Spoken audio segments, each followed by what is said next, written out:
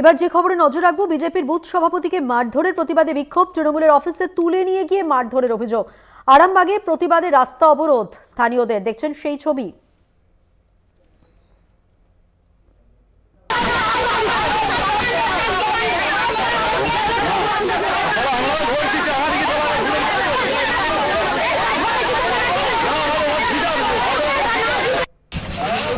প্রতিবাদে রাস্তা অবরোধের ছবি স্থানীয়দের, সেই তো আপনাদের সামনে তুলে ধরলাম। ঠিক কি হয়েছে জানবো, আমাদের সঙ্গে রয়েছেন আমাদের প্রতিনিধি দীপাঞ্জন রায় টেলিফোন লাইনে। দীপাঞ্জন, ঠিক কি অভিযোগ, এখন ঠিক কি পরিস্থিতি? এখন বলে রাখি, শনিবার সন্ধ্যাবেলায় বিজেপির যে বুথ সভাপতি আছে 11 নম্বর আরামবাগ পৌরসভার 11 নম্বর ওয়ার্ডের যে বুথ সভাপতি ছিল, সেই বুথ সভাপতি তার কাজ ছেড়ে সন্ধ্যের পরে বাড়ি ফিরছিল। তো ওই তৃণমূল পার্টি অফিসের সামনে দিয়ে তখন ওই তৃণমূলের কিছু লোকজন তাকে পার্টি অফিসে নিয়ে যায় এবং সেখানে মারধর করে।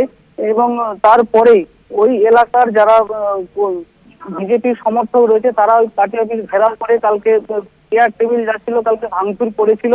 কিন্তু কালকে থেকে পুলিশ কোনো পদক্ষেপ না নেওয়ায় আজকে পুনরায় আরামবাগ বর্ধমান যে রাজ্য সড়ক, সেই রাজ্য সড়ক অবরোধ করে বিজেপির মহিলা কর্মী থেকে বিজেপির সমস্ত কর্মীরাই বেশ কিছুক্ষণ তার জেরে যানজটের সৃষ্টি হয়।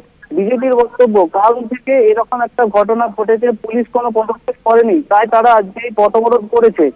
এছাড়া কোনো একদমই দীপাঞ্জন, আপাতত ধন্যবাদ তোমাকে। কথা বললাম আমাদের প্রতিনিধি দীপাঞ্জন রায়ের সঙ্গে।